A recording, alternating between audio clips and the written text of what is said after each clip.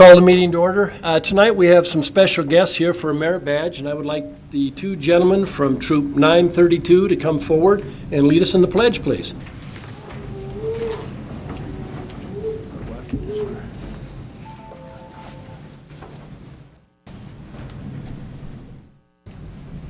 I pledge allegiance to the flag of the United States of America and to the republic for which it stands, one nation under God, indivisible, with liberty and justice for all. Thank you, gentlemen. Appreciate it.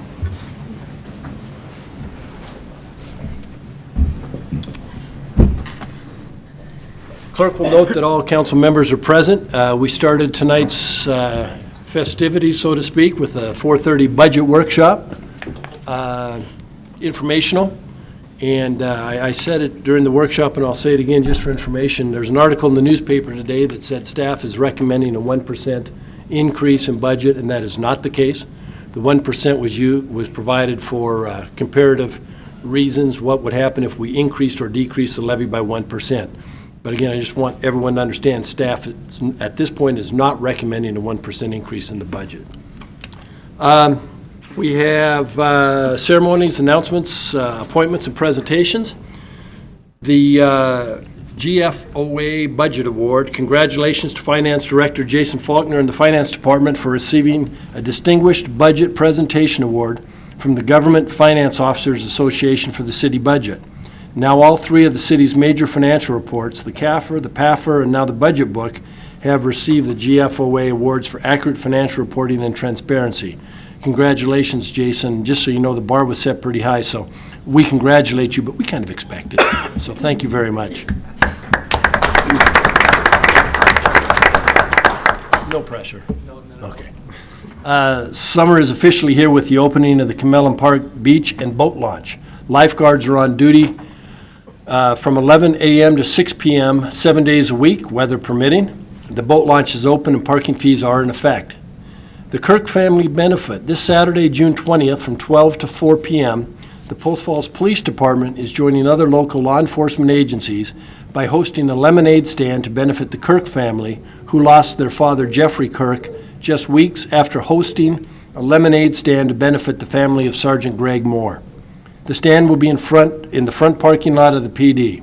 If you can't attend but would still like to donate, there is a GoFundMe account online under the name Jeffrey P. Kirk Memorial Fund. Chief, I appreciate that because I got a text from my son today who got a text from a friend of his and asking if City Post Falls could do something to participate. So I will let him know that it's well under control. Thank you very much to you and your officers. City business offices will be closed Friday, July 3rd in observance of Independence Day. The police department will remain open, and for water emergencies, call 773-3517. And just so you know, that we'll have more information to come at the next meeting regarding the Post Falls Festival, which is scheduled from July 10th through July 12th. So next meeting we'll have additional information. Last week I was at Gowan Field in Boise with City Administrator Underwood and Public Works Director Russ Knoll for the Idaho Air National Guard 124th Fighter Wing Ceremony, dedicating two A-10C aircraft, the Warthog, to the cities of Post Falls and Pocatello. And I was thinking maybe they were doing it alphabetically. But they explained, I'm quick, I figured two Ps. But they explained to us that the reason they were awarding them to Pocatello and Post Falls, the other two cities, the first two were Meridian and Boise, is because of our support and support for veterans in the military, what we do and what we try to do for them. So that's a huge honor. It was great to be there and see these aircraft. The nose art is personalized with pride of Post Falls and art symbolizing Post Falls. I want to thank the Idaho Air National Guard's 124th Fighter Wing for honoring our community. It was quite an event. And with that, I am going to step down in front, and I would ask Johnathan Borck and Shane Corsi to join me up front, please.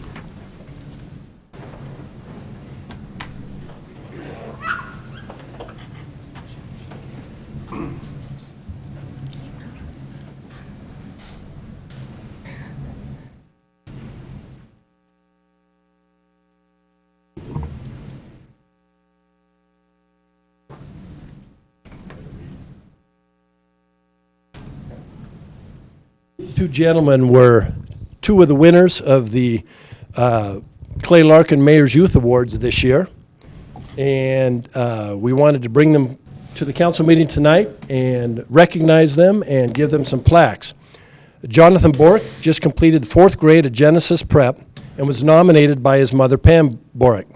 He helped decorate at the high school for Mom's Auction Gala, has been faithful for several years to write countless Christmas cards for those serving in our military, and helped his neighbors clean up their yards. Johnathan is a second-time winner for his volunteerism. Shane Corsi also just completed the 5th grade at Mullan Trail. He was nominated by 1st grade teacher Karen Macy for his volunteerism to help one of her challenged students. Instead of going to recess, Shane tutored the 1st grader in math every day and was patient and encouraging to the youngest student, modeling appropriate work ethic and study skills. Shane also created a sticker reinforcement incentive for the student.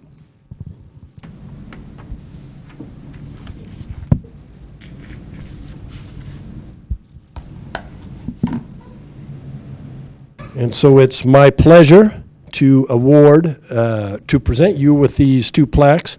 Clay Larkin Mayor's Youth Awards, presented to Johnathan Borck, Genesis Prep Elementary, in recognition of your outstanding service to our community.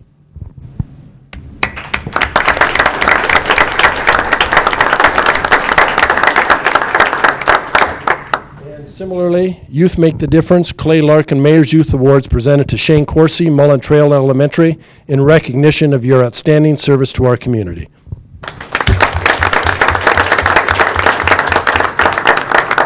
Thank you, gentlemen. We appreciate it. And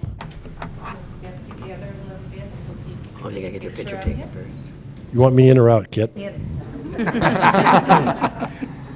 Running the picture. Wow, Joe, you're in the background. Your photo for me. Yeah. Congratulations, good job. Congratulations. Two Great winners, job. please.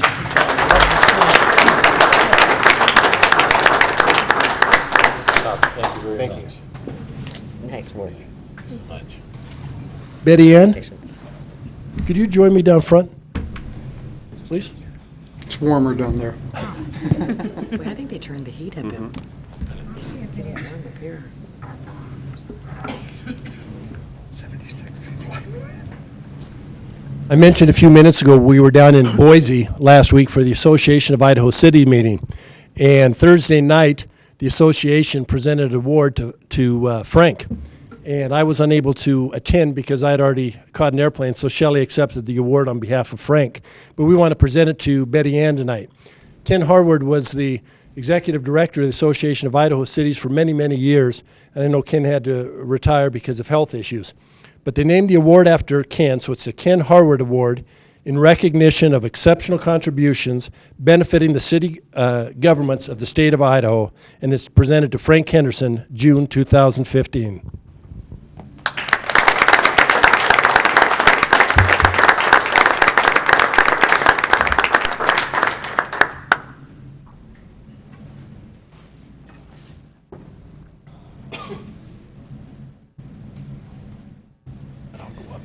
Okay.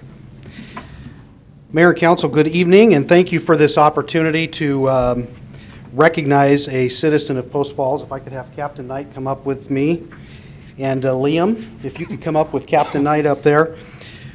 As you know, we respond to numerous medical calls every year in partnership with Kootenai County Fire and Rescue.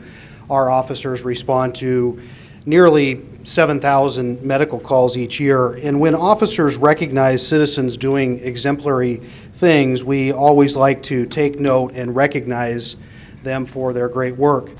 One of our officers, actually two of our officers, Annette Clark and Chris Thompson, responded to a medical call of a lady that was in distress, and upon responding to that call, they saw Liam do some great things. And so we're here to recognize him for the great work that he did on this event. So I'm going to read a letter that our awards committee has put together, and then we're going to present Liam with a certificate. It says, by order of the Chief of Police on this date, Liam Dooley is hereby presented the Humanitarian Award.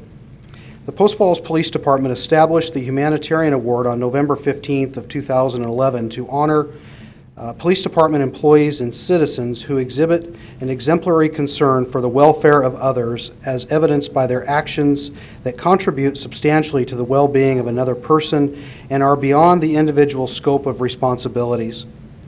In the early morning hours of May 26, 2015, Post Falls Police received a call for medical assistance at a residence of a female, Mrs. Dugan, whose leg was bleeding profusely. She had also passed out. Upon arrival, officers contacted Liam and Mrs. Dugan, who were lying on her back on the bathroom floor, surrounded by a large amount of blood. Liam was holding pressure on her leg to control the bleeding, and then obtained a tourniquet from one of the responding officers. He applied the tourniquet with skill, quickly and correctly, to successfully stop the bleeding. A short time later, Mrs. Dunnigan became more responsive and began to speak. Liam stayed calm and professional during this traumatic and chaotic scene, which assisted in keeping everyone else calm as well. He displayed an exemplary concern for the welfare of others, and we believe this is the reason Mrs. Dugan was able to leave her apartment with medical personnel alive and responsive. I am pleased to present the Post Falls Police Department Humanitarian Award to Mr. Dooley. Thank you for your service and your dedication to our community. So we'll give that to you there, that letter. And then this is a certificate that Captain Knight will present.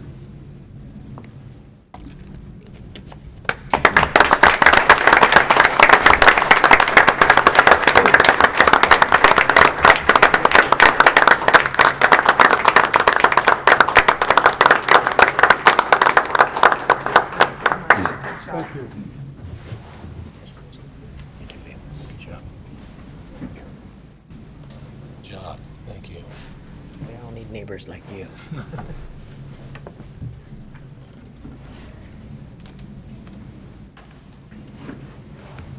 You know, in today's times, and with so much going on, it's always nice to start a meeting giving out awards to such deserving people, so thank you all.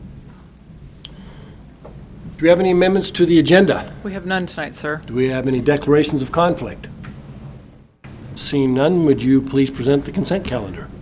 Item A is minutes from the June 2nd, 2015 council meeting. Item B is payables, May 26th through June 8th, 2015. Item C is Tullamore Phase 2B Final Planned Unit Development Supplemental Agreement. Item D is utilities bad debt write-offs. And I know this question comes up, but yes, we will continue to try to collect on the accounts we can. These are just no longer considered collectible by accounting standards. So we do this list. It has to be approved by the council. Item E is Construction Improvement Agreement for Tullamore 4th Edition Subdivision. Item F is State Local Agreement for the Mullan Avenue and Idaho Street Safety Project. Item G is Greensferry Overpass Entry Agreement with Hayden Investments, LLC, Knudtsen. Item H is the Consultant Agreement with Siemens and Associates for a Geophysical Analysis for the Outfall Replacement Project.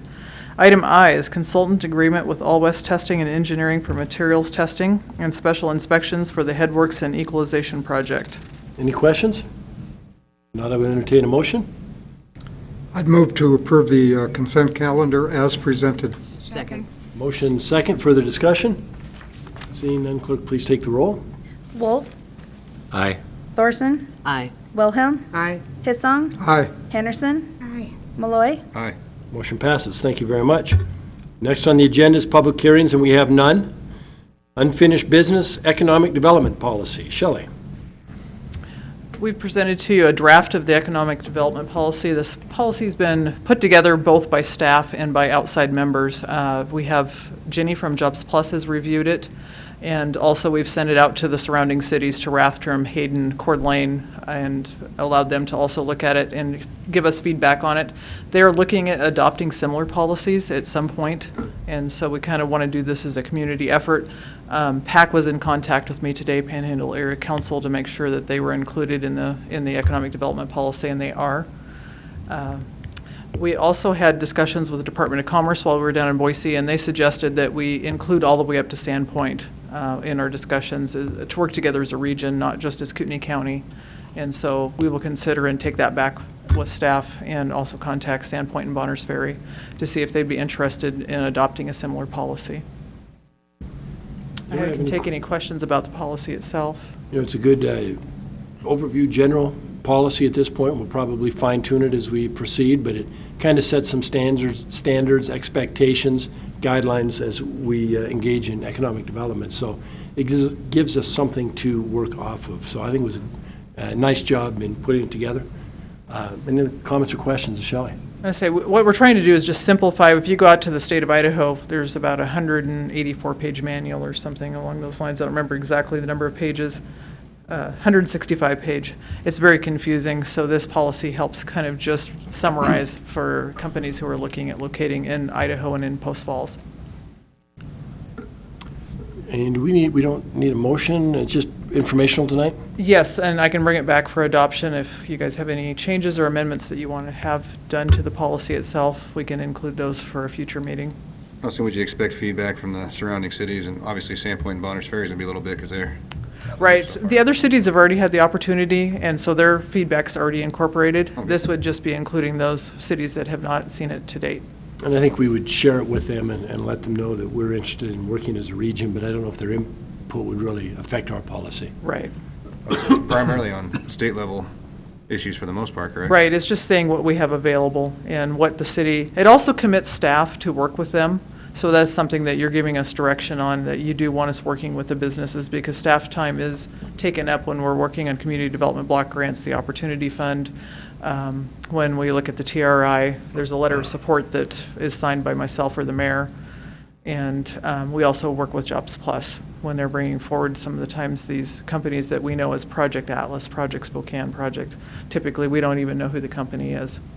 I didn't take that so much as a departure from current protocol. It's just more... It's not, but currently we don't have the, any approved policy stating that we are directed to work with them.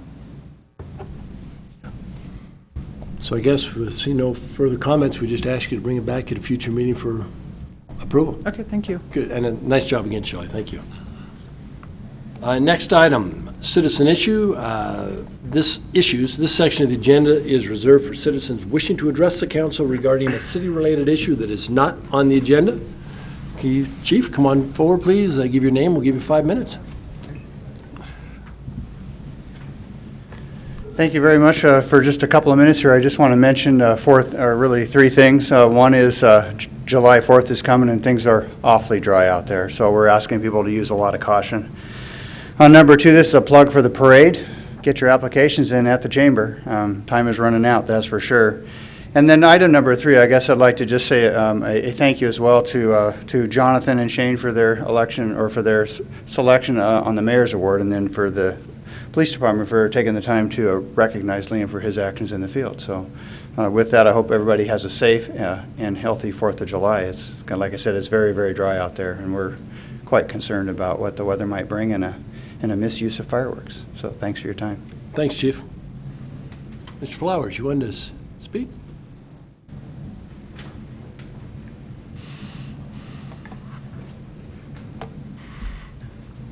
Bob Flowers. Good evening, Council, Mr. Mayor. If I sound a little frustrated tonight, it is because I'm getting that way, I guess. Wrong choice of words. I feel like I'm living in a groundhog community lately. From First Street all the way down Ridgewood to Ponderosa, plus a whole lot of Ponderosa, all of Maplewood, there's nothing but people digging holes everywhere. There's holes being dug constantly, and where there aren't holes, there's huge plates of steel. And I look out my picture window in my living room, and all I can see out there, instead of my trees and my grass and what have you, is piles of dirt and piles of gravel and stacks of steel sheets, backhoes, dump trucks. If I wanted to stay in a construction site 24 hours a day, I'd never leave work. But the thing of it really bothers me is that these folks do not seem to have the organization that I believe they should have. month before they got to our streets, they started digging up First Street. Those holes are still there. They haven't filled anything with any asphalt or finished any of their work that they started a month before they got to us. And I am really concerned that we're going to end up with a whole lot of holes and no asphalt like last year. They ran their schedule way too late. The batch plants started shutting down, and nobody, they pulled it out, but it was interesting. Also, these holes, they're filling a lot of them up with gravel and rock, and they are trying to compact them, but it's not working. The rocks and everything are flying out of these holes towards cars, towards homes. It's not working. I've tried to contact Avista 4 different times. They have yet to return one call.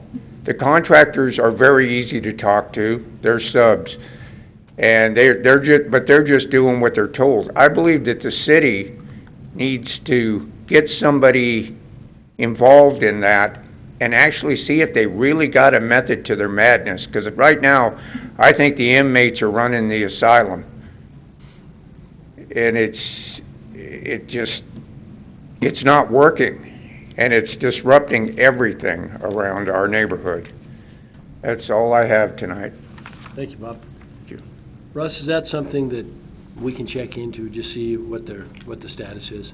We can, yes. Our engineering department has been coordinating with Allwest on that project, and we'll make some communications. Good. Thank you very much. Anyone else? Next up is new business. We have none.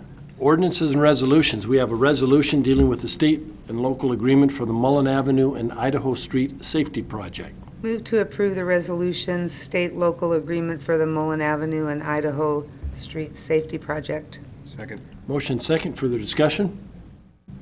Please take the roll. Wolf. Aye. Malloy. Aye. Henderson. Aye. Hissong. Aye. Wilhelm. Aye. Thorson. Aye. Motion passes. Thank you. Administrative and staff reports. We have none tonight, sir. Next is mayor comments, and I think I talked about it. It's congratulations again, Betty Ann. Honor well-deserved by Frank. He did a lot for the cities and for the state. We thank the Idaho Air National Guard. It was a great event and very, very enjoyable to be there for the unveiling of the Pride of Post Falls. Of course, I was disappointed they wouldn't let me fly it, but two things. Number one, I wasn't in the Air Guard, and I'm not a pilot, but I thought that was kind of silly. Details. Council comments. Carrie. Go ahead and do Linda's first. I'll Go see if ahead. she- Well, I don't want to do the same one as maybe you're planning to do. Go ahead. I'll try it. Sunday, Father's Day. So happy Father's Day to all of you fathers. But the Post Falls Community Volunteers are having a Celebrate Summer. Kelly Hughes will be playing. It's a free concert. There'll be barbecue and beverages to buy. Sunday, 3 p.m. at the Lions Pavilion at Camelin Park. And it will benefit, proceeds will benefit Joanne Hildebrandt, who is undergoing cancer treatment at this point. So that's what I know. Linda? I'll be bartending there from 3 to 5. Come and see me. How can you say no? And she won't be flying any plane. Shucks. No plane. We do not need an executive session? We do not. The next motion would be? Adjourn. Adjourn. And second, all those in favor? Aye. Aye. Meeting adjourned. Thank you. I think Shannon.